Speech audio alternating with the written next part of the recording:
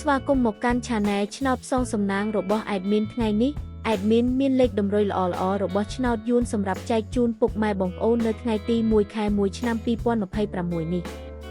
ដូចនេះ Admin មិនចង់ឲ្យចំណាយពេលវេលារបស់ពុកម៉ែបងប្អូនយូរ តោះយើងមកតាមដានលេខតម្រុយរបស់យើងទាំងអស់គ្នា សម្រាប់លេខតម្រុយ2លេខមាន លេខ37 លេខ54 សម្រាប់លេខតម្រុយអូស2លេខមាន លេខតម្រុយទី1អូស30 និងលេខតម្រុយចុងក្រោយអូស50 សម្រាប់លេខតម្រុយ3លេខមាន 347គុណ និង415គុណ